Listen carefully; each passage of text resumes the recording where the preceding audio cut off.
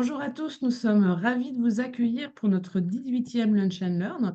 Donc, les Lunch and Learn sont des événements mensuels où nous invitons notre communauté élargie, une communauté d'animateurs, de clients, de partenaires et de l'écosystème, à venir écouter un grand témoin qui vient nous parler d'une solution inspirante. Et donc, aujourd'hui, on a le plaisir d'accueillir Alice Ruchard de Leroy Merlin et qui est particulièrement en charge de l'Home Index, qui est pour nous une initiative très intéressante. Alors, Alice, je te laisse te présenter.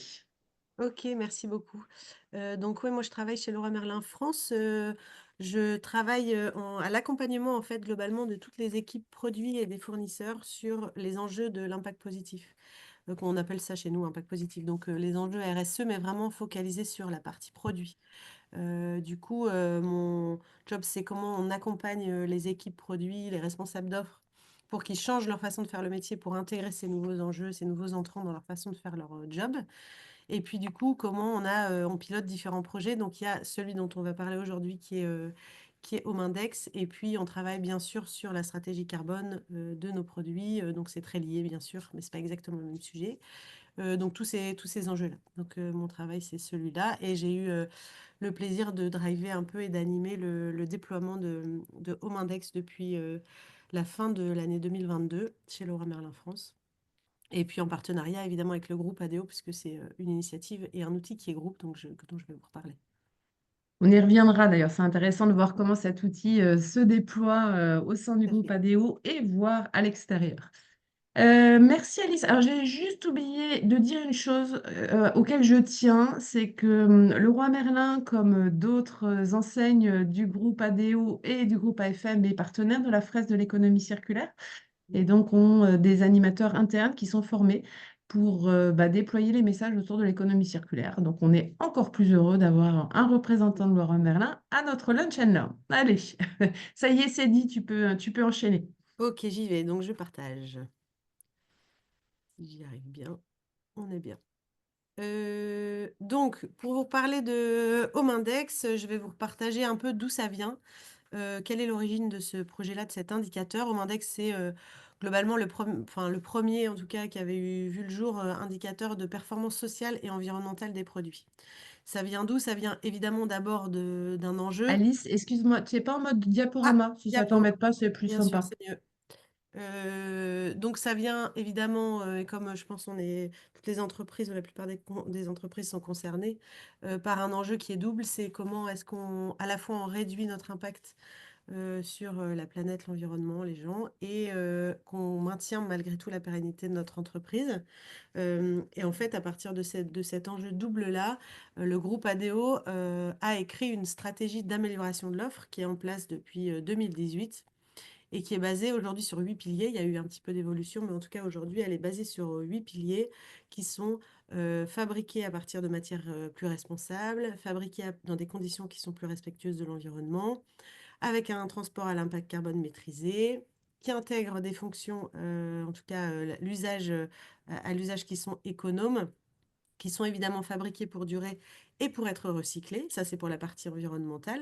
Mais on a aussi des piliers qui ne sont pas des piliers environnementaux, qui sont des piliers sociaux, comme fabriqués dans des conditions respectueuses des femmes et des hommes et avec des composants respectueux de la santé. Ça, en fait, c'est la stratégie qui a été posée pour comment on améliore au fur et à mesure nos produits. Donc, c'est quelque chose de foncièrement plutôt stratégique et interne au départ. Et en fait, suite à cette stratégie, on s'est dit, bah, il nous manque quand même un outil pour mesurer la performance de nos produits sur ces différents piliers, sur ces différents enjeux. Donc, ces différents piliers, comme vous le voyez, ils sont vraiment avec l'analyse de cycle de vie au cœur de la stratégie. Pour ceux qui connaissent un peu les sujets carbone et les sujets d'éco-conception produit, on est toujours sur une démarche circulaire on va venir regarder l'impact du produit, que ce soit à partir de l'extraction de la matière première, la façon dont c'est fabriqué, où c'est transporté, comment c'est utilisé, et puis quelle fin de vie ils ont à la fin. Et donc, vous le voyez, on a vraiment cette démarche d'analyse de cycle de vie environnemental avec quand même au cœur, comme je le disais, tout ce qui est social, sociétal et santé qui sont très très importants. En fait, on a quand même forcément des usines partout, donc il faut qu'on vérifie si ça se passe bien dans les usines, la façon dont les gens travaillent. Et puis on propose aussi à nos habitants des produits qui sont avec certains composants chimiques, etc. Donc en peinture, en produits d'entretien, chez Leroy Merlin, on vend pas mal de produits comme ça. Donc c'est important qu'on puisse bien vérifier aussi et s'assurer qu'on ne propose rien de dangereux à nos habitants.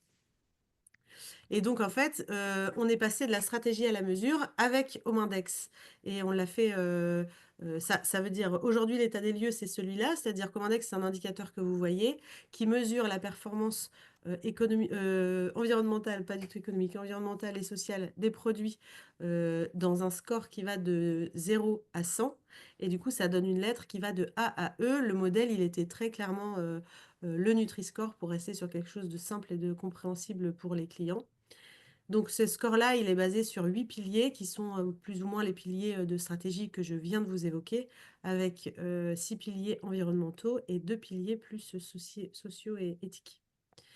Ce qui est important aussi d'avoir en tête, c'est que cet indicateur-là, il a été créé par le groupe ADO en interne, mais dans une démarche d'inclusion avec beaucoup de gens de l'écosystème, avec des systèmes d'audit qui ont bien vérifié que la démarche était fiable et intéressante, que on a intégré nos fournisseurs dans la réflexion, on a intégré un peu tout le monde dans la réflexion, et que c'est comme ça qu'on a sorti cet indicateur-là. Aujourd'hui, pour vous donner un état des lieux actuel, on a 140 000 produits à peu près qui ont une note qui est visible sur le site internet et puis dans les magasins, sur les étiquettes électroniques des produits, et puis quand ils sont mis en avant.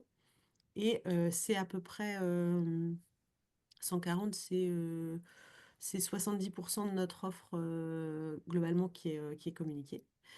Et on a sur tous ces produits-là, on a du coup un peu plus de la moitié de nos produits qui sont visibles et qui sont notés ABC. Donc dans les 3 premières lettres, c'est là-dessus qu'on s'anime, nous, sur la part de produits et la part de chiffre d'affaires qu'on fait avec les produits les mieux notés. Et en fait, on a 52% de nos produits qui sont notés ABC et ça représente 70% du chiffre d'affaires.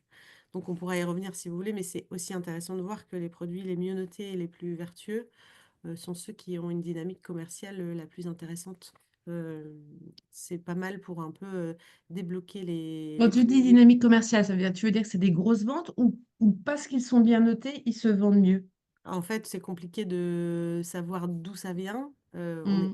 Je pense que ce serait naïf de croire que c'est parce que les produits sont uniquement que parce que les produits sont A ou B qui se vendent mieux. Mais néanmoins, il y a forcément un enjeu de visibilité, de stratégie commerciale, de mise en avant des produits, de référencement des produits, qui fait que de fait, ils sont plus visibles des clients. C'est peut-être plus pédagogique, etc. Ils sont plus accompagnés par les vendeurs. Donc, bah, du coup, ça permet aussi de les vendre mieux. Euh, Ça, c'est la tête de l'outil qui était à la base, en fait, un outil vraiment pour l'interne. Donc, en fait, l'idée, c'était de se dire, on s'est dit, bah, comment est-ce qu'on fait? Comme la clé de l'amélioration, ça passe par le produit, il faut qu'on améliore nos produits.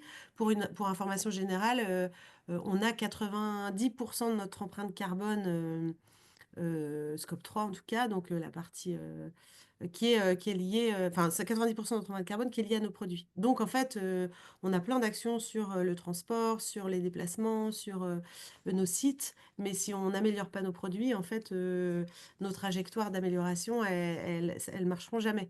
Et donc, en fait, on s'est dit, c'est OK, donc ça, c'est très bien, mais en fait, un responsable d'offre, quelqu'un qui travaille sa gamme de produits, comment il fait pour savoir comment améliorer son produit? Et donc, on a construit cet indicateur à la base quasiment exclusivement au départ, en tout cas, pour leur permettre d'avoir des clés de lecture sur, bah, moi, mon parquet, ok, il est bien noté ou il est moins bien noté, et c'est sur quel enjeu que je dois aller travailler avec mon fournisseur.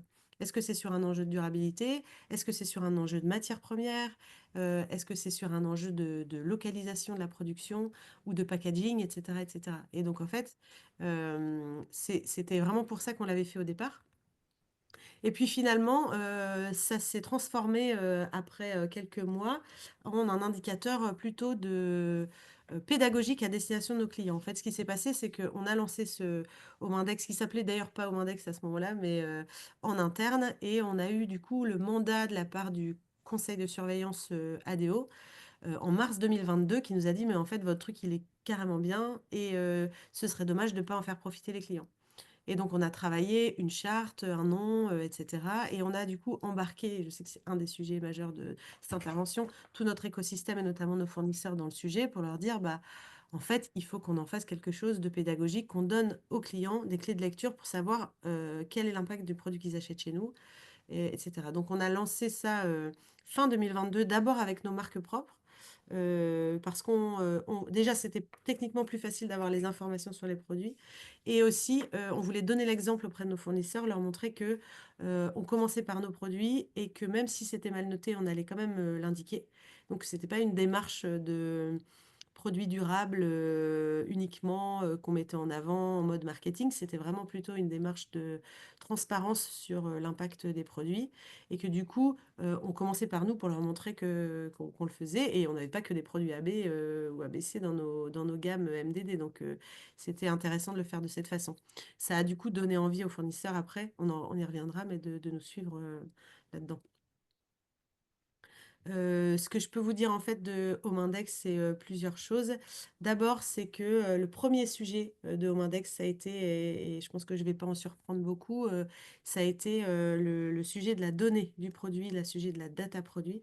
Dès qu'on rentre dans ces sujets-là, en fait, on se rend compte qu'on a besoin de plein d'infos sur nos produits pour pouvoir les évaluer parce que Home Index, c'est 31 critères en tout pas applicable à tous les produits. En fait, c'est une méthode qui est globale pour tous, mais avec des critères qui sont applicables ou non en fonction de la famille de produits.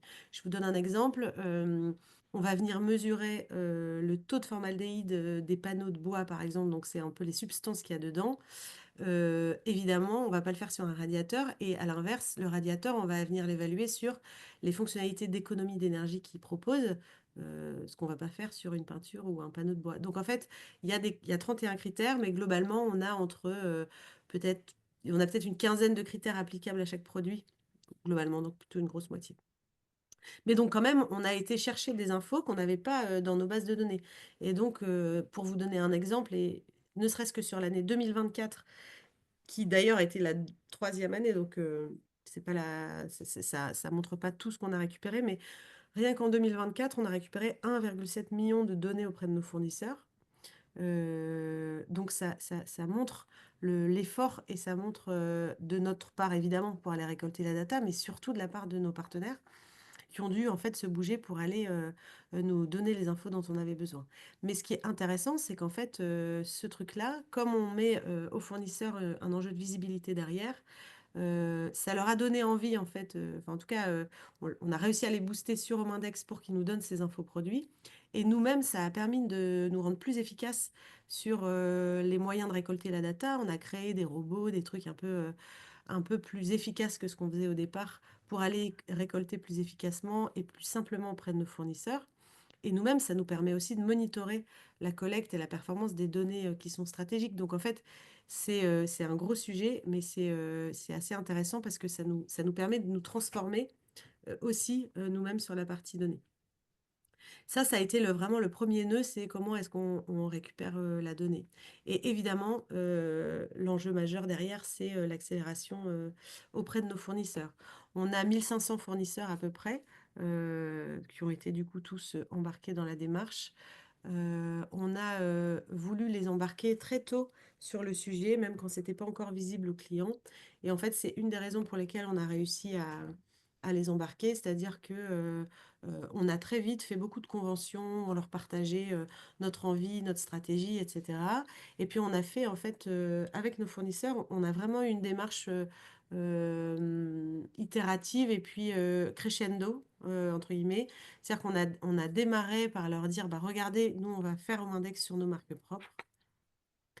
Et ensuite, on leur a dit, bah, si vous êtes chaud, on vous fait un contrat spécifique et on met on met les notes de vos produits en avant. Mais du coup, on a besoin que vous nous donniez votre info produit, etc. Donc, on a créé une charte contractuelle.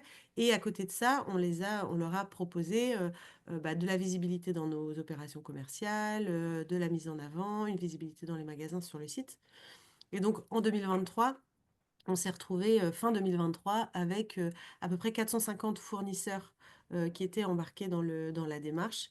Et en fait, comme on avait bien lancé le sujet, en 2024, on est plutôt passé en mode industrialisation, où on a intégré dans nos contrats de base une clause qui disait, bah, en fait, si vous voulez travailler avec nous, vous jouez le jeu d'Omindex, et donc vous nous donnez la data et on peut publier vos notes. Ce qui fait qu'aujourd'hui, on a quasiment 100% des fournisseurs qui sont dedans. On a quelques-uns pour lesquels on a accepté de pas publier pour des raisons qui étaient des raisons très légitimes de méthode ou autres. Et donc, sur lesquels pour l'instant, on est en train de travailler sur le sujet, mais globalement, on a 98% de nos fournisseurs qui sont dans la démarche. Et, euh, et pourquoi on arrive à ça? Parce qu'en fait, honnêtement, et on y reviendra, ça rebondira sur ton sujet sur les difficultés. C'est quand même un nœud, enfin, c'est pas de tourpeau quand même l'embarquement de l'écosystème. C'est-à-dire que quand on se dit ça, on dit c'est cool, ils sont tous contents. Bah non, ils sont pas toujours tous contents quand même malgré tout. Mais ça fonctionne aujourd'hui. Pourquoi? Parce qu'on met de l'exigence, certes, on met dans les contrats, mais on met aussi beaucoup d'accompagnement de nos fournisseurs sur le sujet.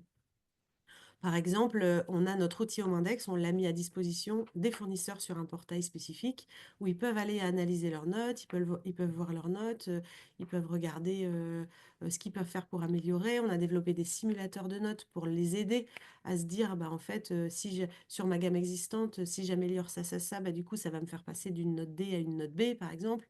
Etc. Donc on a mis en place tout ça. On a une équipe métier. Moi, je fais partie d'une équipe, on n'est pas beaucoup, hein, on est deux et demi, mais quand même, on est là pour répondre à leurs besoins. Et puis, on a des outils de réponse avec des rendez-vous dédiés. On a un outil qui s'appelle le support partner chez nous, qui est en fait une équipe dédiée à répondre aux sollicitations des fournisseurs. Donc, pas du tout que sur Omindex, mais ça n'empêche que ça facilite beaucoup les choses, puisque il y a toujours quelqu'un qui va quand même répondre à leurs questions d'incompréhension sur pourquoi c'est noté comme ça, pourquoi ma note elle bouge pas, moi j'ai donné mon info mais elle apparaît pas. Enfin voilà, il y a 50 000 questions qui se posent souvent ou qui comprennent pas, qui prennent le train en marche et à qui il faut réexpliquer. Et donc ça aide beaucoup. Et ce qui est intéressant aussi, c'est qu'en fait, ça nous a aussi beaucoup amené à revoir nos stratégies, enfin, nos façons de fonctionner avec nos fournisseurs. Omindex, c'est un indicateur dont la méthode évolue parce qu'en fait, tous les ans, on fait une mise à jour pour le rendre toujours plus juste, plus convergent avec l'impact carbone du produit, avec plus solide, avec plus de preuves de certification qu'on va récupérer, etc., etc. Et en fait, ça, c'est grâce au feedback de nos fournisseurs qui sont rentrés dans le jeu et qui à un moment ont dit, mais là, c'est compliqué. Là, franchement, moi, je dors plus, j'ai 50 000 trucs à remplir, je galère, etc. Qu'en fait, on s'est rendu compte que notre démarche, même si elle avait été globalement inclusive au début, elle n'avait peut-être pas été assez. Et que du coup, on les a intégrés dans la co-construction de la méthode. Donc en fait, aujourd'hui, on fait des groupes de travail par filière industrielle, parce que souvent, c'est des questions plutôt par filière, avec des fournisseurs qui sont spécialisés dans le métal, comment on peut faire pour améliorer la méthode et la rendre plus juste, avec des fournisseurs qui sont plutôt dans les produits chimiques, etc., etc. Donc nous-mêmes, ça nous amène en fait à changer un peu notre prisme et notre situation de collaboration avec les fournisseurs. Et Extra. eux-mêmes, en fait, ce qui est intéressant, c'est que là, j'avais pas mal de verbatim que j'ai pas remis là, mais que je pourrais remettre dans la presse si ça vous intéresse. En fait, globalement, ce qu'ils nous disent les fournisseurs, c'est que c'est pénible, parce que c'est quand même pénible de remplir 50 000 données, etc. Mais qu'en fait, ça leur permet de se bouger plus que n'importe quoi d'autre. Et on travaille beaucoup sur la décarbonation de l'offre, et on sait que la décarbonation de l'offre, elle est bien avancée chez nous, parce qu'au départ, on a eu Omindex, et que du coup, on a emmené tout le monde dès le début sur quelque chose qui est simple à comprendre, en fait.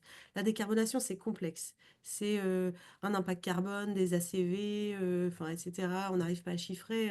Au Mindex, en fait, c'est simple, il n'y a pas de débat. C'est A, B, C, D, E. Comment on fait pour améliorer? Et donc, en fait, ce truc-là a permis d'enclencher aussi une transformation un peu plus profonde chez nous de l'offre et auprès de nos fournisseurs. Et nos fournisseurs nous disent, franchement, c'est pénible, mais grâce à vous, on a avancé beaucoup plus vite que ce qu'on aurait avancé. Et les équipes produits disent la même chose en disant nos fournisseurs, ils avancent aujourd'hui plus vite. Ils l'auraient fait certainement, ils l'auraient fait à un moment, mais le fait d'être plus en anticipation et en volontariat que de réponse à la réglementation, bah, du coup, ça leur permet d'aller plus vite et d'avancer. Donc ça, c'est un des apprentissages intéressants.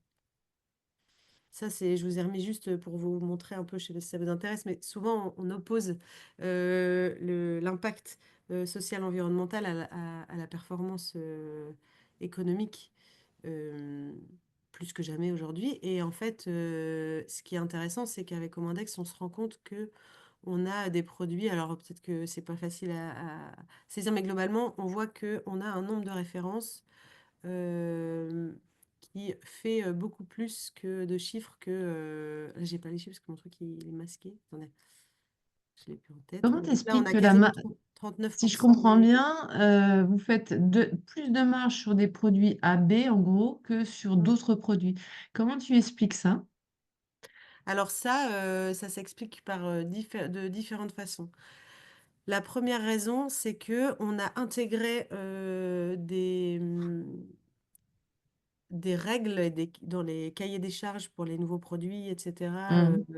De venir, de venir mettre des produits bien notés, de venir améliorer les produits. Et en fait, la nouveauté est toujours plus attractive qu'un produit qui est là depuis X années. Donc, le fait d'avoir des produits qui sont mieux notés, qui sont nouveaux, qui arrivent dans les linéaires, on sait que ça permet certainement de booster le chiffre d'affaires.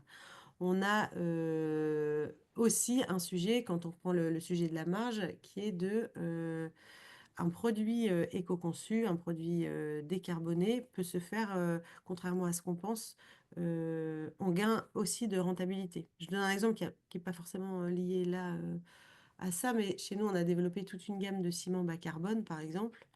Euh, et ben, le chef de produit, enfin le responsable d'offre qui a présenté ça il y a quelques mois, nous a présenté un gain de CO2 assez conséquent, parce que le ciment, je ne sais pas si vous le savez, mais c'est Hmm, une si, si, catégorie ouais. de produits qui est très Carboné, utile, ouais. très très impactante.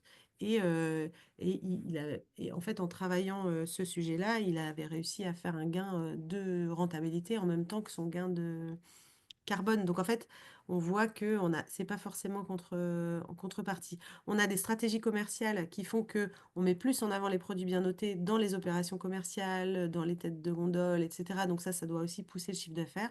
Honnêtement, le comportement d'achat aujourd'hui du client, il n'est pas encore vraiment, on n'a pas vraiment de preuve qui nous dit le client va acheter un produit A parce qu'il est A. C'est pas son entrant, mais c'est pas grave en fait, c'est pas son entrant de base. L'idée c'est qu'en fait à la fin, presque à la fin de son parcours, il puisse se dire bah quand j'ai le choix entre quatre cinq produits qui répondent au même usage, je vais prendre celui qui est mieux noté. Hmm. Euh, mais comme avant tout c'est un levier d'améliorer l'ensemble de l'offre, en fait ça permet quand même de travailler ce sujet-là. C'est vrai que ton graphe, si on le prend littéralement, il peut faire peur parce qu'on a l'impression que comme vous vendez du verre, vous allez marger plus. Donc c'est aussi pour ça que je te challengeais là-dessus. Et ça serait, enfin en tout cas pour moi, ça serait parfaitement contre-productif. Ce que tu partages en disant on augmente la marge, mais parce qu'on a réussi à baisser les... Enfin, on augmente la marge globalement, mais pas forcément par produit, parce que on en vend plus et qu'on a réduit les coûts. Là, ça passe très très bien comme message. Mais voilà, ça Oui, pouvait c'est être pas première lié. réaction. Ouais. Ok. Et en Non, même mais temps, c'est génial parce c'est qu'en plutôt effet, une c'est bonne nouvelle un. parce que en général, on dit toujours, moi, on me dit deux choses quand on connaît pas trop, c'est Ouais, bah, tes produits, ils sont forcément moins rentables parce ouais. que c'est des produits bas de gamme, machin. Enfin, c'est plutôt les produits bas de gamme qui sont rentables, enfin, dans la tête des gens. Mm, Tes produits bien notés, forcément, ils sont haut de gamme, donc ils sont moins rentables. Donc ça, c'est faux. Et le deuxième sujet, c'est tes produits A et B, ils sont forcément plus chers. Et ça, mm, c'est faux aussi, en fait. Et ça, c'est hyper intéressant. On est en train d'affiner l'analyse parce que pour l'instant, on arrive à avoir l'analyse au global de l'entreprise et même au rayon. Chez nous, ça mm. fonctionne par rayon. Et donc, on a 12 rayons sur 13 qui ont la même proportion, c'est-à-dire qu'on retrouve la même chose que ce que vous avez là sur le graphique. C'est-à-dire qu'on a plus de produits ABC dans nos deux premiers quartiles de prix. Donc, en fait, c'est pas du tout plus cher. Génial. Ouais. Donc c'est canon parce qu'en fait, et je dis pas qu'à certains moments c'est pas plus cher et c'est normal. Une peinture biosourcée aujourd'hui c'est plus cher qu'une peinture acrylique Mm. et c'est normal et c'est ok. Enfin et voilà. Mais par contre il y a plein d'autres endroits où on n'a pas forcément besoin. euh, Enfin il n'y a pas forcément de corrélation qui est faite là-dessus. Donc c'est Ok. intéressant. Alors, c'est de ma faute parce que j'arrête pas de te poser des questions, mais est-ce que tu peux, on avance sur Ouais, la, j'ai presque voilà, sur fini. la fin pour laisser de la Ouais, place aux ouais, pour faire les questions et questions-réponses. promis, je me tais pour te laisser Quelques, avancer. Quelques petites perspectives juste pour 2025. On a vraiment un premier enjeu qui est d'accélérer sur la partie amélioration. Donc, il y a déjà plein de choses hein, qui ont été améliorées, des notes qui ont été améliorées, tout ça. Mais là, on formalise et on structure en fait une démarche d'amélioration continue, à la fois en mettant une cible ABC sur tous les nouveaux produits, donc avec des simulations, avec des cahiers des charges pour les appels d'offres et tout ça. Et puis, on cible aussi des axes sur les références existantes. Parce qu'on a le je ferme le robinet, j'évite de rentrer du produit E nouveau. Ça, c'est le premier truc. Et il y a qu'est-ce que je fais de ceux qui sont là. Et ceux qui sont là, en fait, quelle démarche je fais auprès de mes fournisseurs. Donc, on a décidé de cibler sur ceux qui faisaient le plus de volume. Parce que du coup, ils ont le plus d'impact et le plus de chiffres. Et du coup, pour aller travailler avec les fournisseurs sur une démarche qui sera un peu une démarche du genre, bah, vous avez cette liste-là de produits prioritaires à travailler. On se donne 3 mois pour établir un plan d'action d'amélioration. Et puis, on prend le temps qu'il faut pour améliorer. L'idée, c'est certainement pas de menacer les fournisseurs, etc. Mais par contre, dans le cas où il y a quelqu'un qui n'est pas convergent du tout, qui veut pas bouger, etc., ben, on se donnera la possibilité de déréférencer les produits à terme. Donc ça, c'est des choses qu'on va intégrer dans les contrats l'année prochaine. Ça, c'est la première Super. chose. Et la deuxième chose, c'est ce qu'on disait, c'est le parcours client. En fait, aujourd'hui, on a beaucoup travaillé sur l'amont, l'offre, etc., la donnée produit, la donnée, les preuves qualité des produits. Et en fait, on est à un moment où c'est assez timide d'un point de vue visibilité, parcours client. Donc là, notre enjeu, c'est de venir cibler certaines familles de produits sur lesquels on a senti auprès des études clients, etc., une appétence plus forte sur ces sujets-là, pour aller vraiment travailler le parcours de bout en bout, c'est-à-dire c'est quoi l'histoire qu'on raconte, c'est quoi le storytelling qu'on raconte, c'est quoi la com qu'on en fait, et c'est comment on l'intègre dans les plans de vente des marchés pour que ce soit vraiment partie prenante des enjeux de montée en gamme, etc., ou pas, mais en tout cas que ce soit dans le plan de vente. Comment on forme les équipes en magasin parce que les équipes en magasin, la problématique, c'est qu'ils ils sont pas très. C'est complexe quand même. Il y a 31 critères. C'est pas la note, elle est pas pareille en fonction des produits. Donc c'est pas forcément simple pour tout le monde de simplement parler d'un index. Et donc on a besoin de le mettre dans les plans de vente et dans les formations des équipes et d'en faire un merchandising poussé, que ce soit digital ou en magasin sur certaines familles de produits. Donc ça, c'est là-dessus qu'on va travailler cette année. Et puis, juste pour terminer, on a des nouvelles BU qui déploient en fait en 2024. Nous, on a été seuls du coup à déployer pour les clients depuis fin 2022 et en deuxième semestre de l'année dernière, donc en septembre-octobre 2024, il y a eu déploiement de Leroy Merlin Espagne, de Leroy Merlin Portugal et de Weldom dans le groupe, qui du coup, c'est sympa parce que du coup, on voit que ça suit son cours quoi et que ça se déploie encore plus. Et puis évidemment, et on y reviendra peut-être, mais l'enjeu c'est de comment on arrive à partager sur ces sujets-là au sein du secteur. Et donc on a des groupes de travail avec la Fédération des magasins de bricolage pour partager sur nos expériences, pour voir si on peut se mettre d'accord sur les indicateurs pour évaluer un produit. L'idée étant d'essayer d'éviter les initiatives qui pullulent partout pour tout le monde, qui sont différentes, qui sont à la fois embêtantes pour le client et pour le fournisseur. Voilà pour moi. Alors, je pense que tu vas avoir les mêmes feedbacks de tout le monde, mais moi, je trouve que c'est absolument passionnant ce que vous faites, hein, à la fois dans la transparence, la collaboration, l'amélioration continue, le fait que ça soit intégré du tout début à la fin et puis qu'il y ait une vraie ambition. Donc, voilà, je suis vraiment très, très contente que tu viennes nous parler de cette expérience et je peux témoigner qu'en interne, j'en entends toujours parler par les salariés avec qui je peux travailler. On sent que c'est vraiment intégré, que c'est porté par tout le monde. Mm. Alors, j'ai pas eu le temps de regarder les questions, donc je vais peut-être laisser. Peut-être peux-tu enlever ton partage, comme ça on te verra mieux, et puis si certains Yes. interviennent, on pourra le faire. Euh, Juste, j'ai vu quelques questions passer, puis après je laisse peut-être la parole à Elsa, mais c'est pourquoi vous n'êtes pas basé sur une ACV, un label, un Environmental Product Footprint, etc., une méthodologie? Je pense que j'ai un peu la réponse, mais je préfère te laisser répondre. Non, mais c'est vraiment intéressant. La première raison, c'est que notre indicateur, il n'est pas que environnemental. Et c'était vraiment un choix profond et qu'on garde, c'est-à-dire qu'il n'y a pas que des enjeux carbone ou environnementaux sur nos produits. On a aussi des politiques sociales et des politiques de santé. Et donc, on voulait avoir un indicateur global. La deuxième raison, c'est qu'en fait, c'est les choses qu'on est en train de faire. En fait, j'en ai pas beaucoup parlé, mais dans notre méthode et dans notre démarche, on demande de la donner à nos fournisseurs, mais surtout derrière, on leur demande de prouver ce qu'ils racontent. C'est-à-dire que dans le cadre de la réglementation et de Green Claims, ce qui arrive notamment, si on commence juste à raconter, bah, moi j'ai 100% de recyclé, mais que en fait je peux pas prouver, on va se faire retoquer, absolument certain. Et donc il faut qu'on fasse quelque chose qui soit solide d'un point de vue méthodologique. Et donc, on va demander beaucoup de preuves de ça. Et en fait, on est en train d'intégrer, du coup, justement, ce qu'on faisait un peu moins au départ, mais des preuves qui peuvent être des ACV, justement, des ACV, des EPD, voilà, de tous ces Mm. trucs-là qui existent.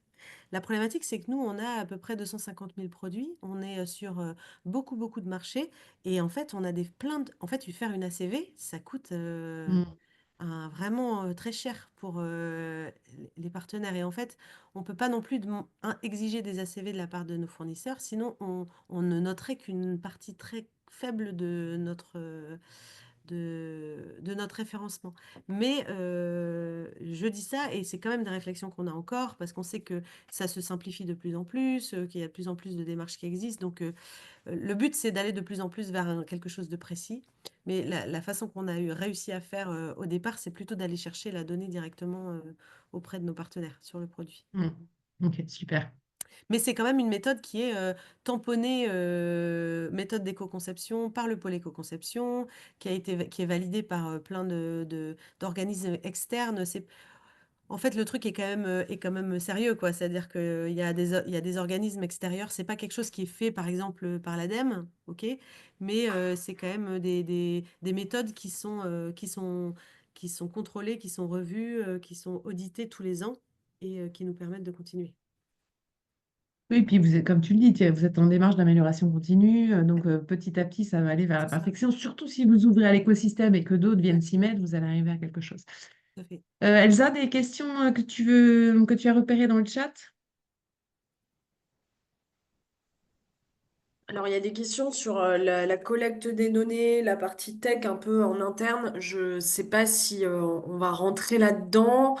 Moi, je dirais, ce qui est peut-être intéressant, c'est justement cette ouverture à l'écosystème. On sait qu'une entreprise qui crée son propre index pour évaluer ses propres produits, ça peut aussi poser des questions. Donc, comment justement les autres, vos concurrents, quelque part, accueillent tout ce travail très complet que vous avez fait et du coup, vous êtes, à mon avis, bien en amont et bien en avance que certains autres marques. Je me souviens de l'exemple de Pierre Fabre et L'Oréal qui travaillaient en simultané sur deux index, justement, mais qui personne ne voulait prendre la méthodologie de l'autre parce que justement, il y avait une grille de lecture qui favorisait en fait les produits. Donc, comment c'est accueilli par l'écosystème et comment ça peut être en complémentarité avec, Ouais. je me fais le relais d'une autre question, l'indice de durabilité de la loi AGEC. Oui. Ok. Donc, alors pour le sujet de l'indice de durabilité, c'est intégré dans notre pilier durabilité, justement, qui est un des piliers de l'évaluation. Donc, en fait, Omindex étant international, on ne peut pas non plus prendre que des indicateurs franco-français, parce que du coup, ça ne marche pas pour les autres. Mais quand c'est le cas, comme là, quand on a nous, on n'a que quelques produits hein, qui sont concernés par ça, par réparabilité, durabilité, on les prend dans l'évaluation. Mais c'est pas pour ça qu'on va pas évaluer tous les autres sur les mêmes critères, mais juste il n'y a pas l'indice.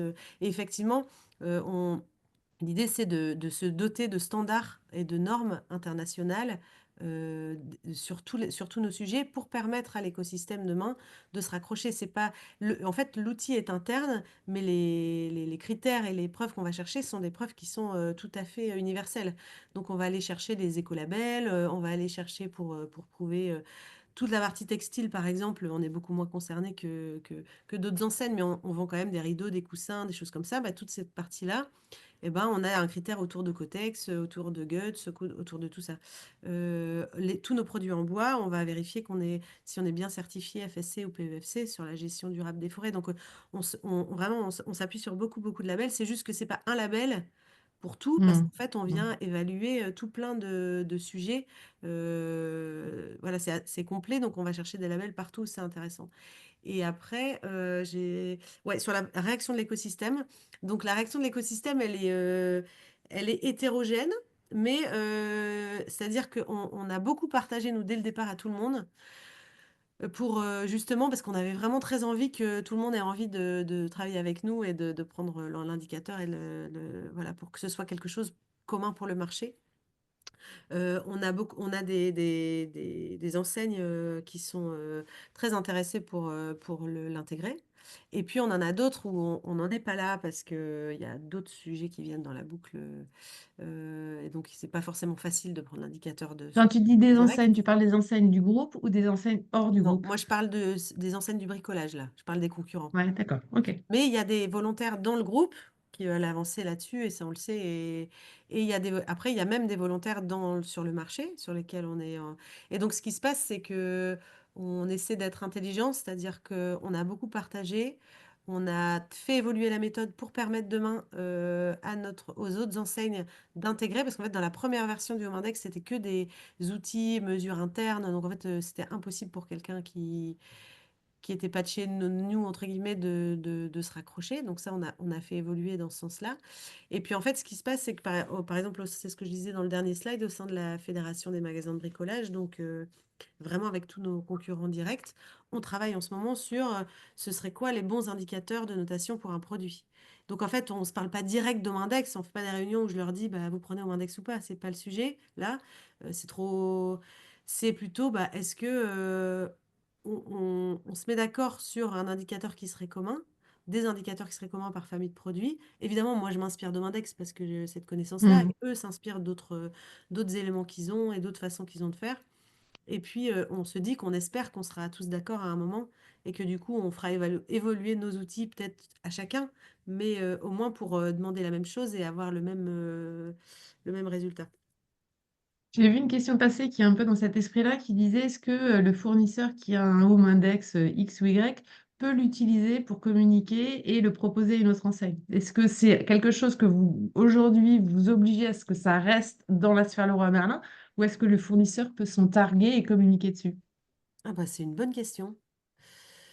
Je sais Je pense qu'on lui interdit pas de faire de la pub pour nous sur LinkedIn en disant qu'il est au Index A en Pas réalité. pour vous, mais pour le home Donc, index. ouais, non, mais voilà, donc je pense que ça, on l'empêche pas de le faire. Après, ce qui est vrai, c'est que il pourra pas mettre son index sur son packaging et le vendre à quelqu'un d'autre. Ouais. Ça, déjà, c'est parce qu'on ne le met pas sur le packaging, déjà. Et en plus, il y a quand même une question de. Et c'est un peu la difficulté qu'on a aujourd'hui à partager avec d'autres enseignes, parce qu'il y a une vraie volonté. Mais il y a une complexité qui est à la fois technique sur récupérer les sources des données, etc. Et qui est aussi juridique de ce que je comprends. Alors, c'est pas moi Hmm. directement qui travaille ça, mais sur, bah, en fait, ok, au Index, on le partage, de quelle façon, jusqu'à quel point, est-ce qu'on récupère les infos des produits des autres et on leur donne la note? Est-ce qu'on partage la charte graphique? Est-ce qu'on fait de la co-construction tous ensemble? Donc, et toutes ces choses-là sont, honnêtement, et ça c'est un de mes regrets, enfin, je trouve, ou sur lesquels on n'avance pas assez, c'est que on n'avance pas assez vite là-dessus. Je pense que c'est très complexe, mais que du Hmm. coup, le risque qu'on a aujourd'hui, c'est qu'on était très en avance il y a 3 ans, il y a 2 ans, et qu'en fait, il faudrait qu'on arrive à bouger là-dessus si on veut que vraiment ça se duplique, quoi. Et en même temps, en 3 ans, c'est hallucinant ce que vous avez fait. Oui, oui, non, Et mais certes, c'est c'est sûr, à une c'est sûr. vitesse incroyable, quoi. Ouais. Tu remontes une ou deux autres questions, Elsa, parce qu'après, je vois le temps qui court, Ouais. mais on peut prendre Il y une a, de il y a une folie. question de Sébastien sur ça, je crois pas été évoqué. Est-ce que vous intégrez du coup la partie emballage sur vos produits dans l'index? Ouais, c'est vrai que je suis pas rentrée dans le détail des critères, j'aurais pu le faire, mais dans le pilier autour de la matière première, on a un critère autour de l'intégration de matières biosourcées. On a un critère sur le facteur d'émission carbone de la matière principale et l'intégration de matières recyclées. Et on a un critère sur le ciment qui est un peu spécifique, savoir si c'est du ciment bas carbone. On a un critère sur le textile, pour les produits textiles, pour savoir s'ils sont certifiés. Et on a un critère sur l'emballage. Et donc, on le prend en compte sur ce pilier-là. Et on le prend une deuxième fois en compte au niveau du pilier fin de vie, du coup, pour vérifier si, où on regarde de la même manière qu'on regarde la matière du produit. Pour l'emballage aussi, on regarde s'il est recyclable, s'il est multimatière, s'il y a du plastique dedans ou pas, pour Une question évaluer. toute bête, est-ce qu'il est possible d'avoir accès à à cette liste Ah d'indicateurs, au oui, moins oui, sur la partie standard? ah oui, tout à fait, aucun problème, je peux vous la montrer. Et si tu pour peux la nous notification. Ouais. l'envoyer, on la communiquera, mais juste à la communauté et pas à l'extérieur, hein, mais ça peut être intéressant. Ouais, ouais, bien sûr, bien sûr. Je regarde juste si je peux vous le montrer vite fait. Ouais. Bon, sinon, je le mettrai dans le. Mais on a effectivement un pilier autour de. Je peux remettre ça peut-être. Donc, si je remets ça. Je suis où là? Je suis partie. Écoute, t'embête pas avec ça, si tu peux Ouais, nous mais l'envoyer, nous on le mettra ouais. en lien sur la Mais communauté. globalement, on a donc un pilier matière première avec les critères que je viens de vous Ouais, évoquer. On a un pilier autour de la fabrication où on vient regarder les résultats des audits environnementaux des usines et on vient regarder les indicateurs environnementaux des pays de production et le mix énergétique du pays de production. ouais. Ça, c'est le pilier fabrication. On a un pilier transport où par rapport au pays de production du produit, on estime du coup l'impact carbone que ça donne d'un point de vue Mm. transport. On a un pilier autour des fonctionnalités de l'utilisation. Donc là, c'est un peu spécifique par famille. Pour tout ce qui est robinetterie, WC, etc., on va venir regarder le débit, le litrage, tout ça. Sur tout ce qui est éclairage, on va regarder les classes énergétiques Ouais, des c'est encore très équipements. très carbone, hein, votre index. Bah, en fait, non, mais de plus en Ouais. plus, parce qu'au départ, c'était pas assez, ça n'était pas assez, mais on vient regarder donc les classes énergétiques des chauffe-eau, on vient regarder si les radiateurs ils sont pilotables, enfin, voilà, tous Yeah. ces trucs-là sur l'utilisation. On va aussi venir noter les produits qui intrinsèquement permettent de faire des économies. Par exemple, Ouais, un récupérateur d'eau de pluie, il va avoir un bonus parce que même si il ne fait pas d'économie à l'usage, il permet aux habitants d'en faire. Donc, on va venir lui mettre des points là-dessus. On a un pilier autour de la durabilité où on va venir mesurer le nombre de fois que le produit revient au magasin. La garantie, c'est pas parfait, mais c'est la seule donnée qu'on a aujourd'hui mm, qui permet d'évaluer à peu près la durabilité du produit. Et surtout, on va venir regarder est-ce qu'on a la documentation technique pour réparer le produit. Est-ce qu'on a les pièces détachées qui sont dispo, combien de temps elles sont dispo, ouais. etc. Très inspiré, un indice de Ouais, réparabilité, ouais, quoi. ça, on Donc, reprend les mêmes. super. Ouais. Et puis, on a un dernier pilier, non, en tout cas environnemental sur la fin de vie, où on va venir regarder la recyclabilité de la matière Mm, première et de l'emballage. Et puis après, on a nos deux piliers qui sont sociaux et santé, où sur la partie santé, on va regarder un peu les substances qu'il y a dans les produits, forcément. Et dans la partie sociale, on va regarder les audits sociaux, les audits de qualité des usines. On va venir regarder aussi des indicateurs gouvernementaux des pays de production dans lesquels ils sont fabriqués. Et puis, on regarde, j'ai oublié, je sais plus. Bah, enfin, c'est un peu c'est ce genre de. voilà, regardez ça. Alors, je pense que le temps est écoulé. Je veux juste partager, je pense que c'est vrai au nom de toute la communauté. Voilà, je crois qu'on a tous besoin d'inspiration, d'exemples qui nous encouragent, où on voit que les choses avancent. Et là, je trouve que c'est un très bel exemple de comment vous avez bougé, vous, et comment vous avez embarqué l'amont, l'aval, le client dans ça. Donc merci parce que c'est une petite bouffée de bonheur et un petit arc-en-ciel pour nous de voir que ça bouge et que ça avance et qu'en fait c'est faisable, que vous l'avez fait super vite, super bien avec une très belle démarche. Donc bravo à vous, toute l'équipe de Roi Merlin. Merci. Et Ouais. si je peux me permettre de rebondir, on est dans un moment de vie où c'est compliqué, plus compliqué de faire vivre ces choses-là et de faire avancer. Donc, si vous trouvez que Mm, c'est bien, n'hésitez pas à en parler parce que même en interne, mm. même avec, on a des infos de conso clients qui parfois nous dépriment un peu parce que c'est plus les sujets qui sont importants. Donc, on est un peu dans une phase un peu résilience sur ces sujets-là. Et donc, il faut vraiment pas qu'on lâche. Et moi, je sais que je travaille pour pas qu'on lâche l'affaire, hein. On en est là. Donc, en fait, si vous trouvez que c'est chouette, n'hésitez pas à le dire si vous croisez des gens de notre enseigne ou d'autres. Voilà. Eh ben, On écoute, s'aide, on peut même imaginer refaire un petit coup de projecteur sur cette initiative que je carrément. trouve vraiment très belle avec une com spécifique, mais on en reparle. En tout cas, un Avec grand plaisir. merci à tous. Merci d'avoir été nombreux à participer. Le replay sera bientôt mis en ligne. N'hésitez pas à aller regarder aussi nos autres Lunch and Learn. J'ai vu Electrodépôt dans les participants. Nous avions eu un très beau Lunch and Learn avec Electrodépôt et plein d'autres. On est très très content de mettre des coups de projecteur sur des initiatives inspirantes comme ça. Grâce à vous. Merci beaucoup à tous et Merci. à bientôt. Au revoir.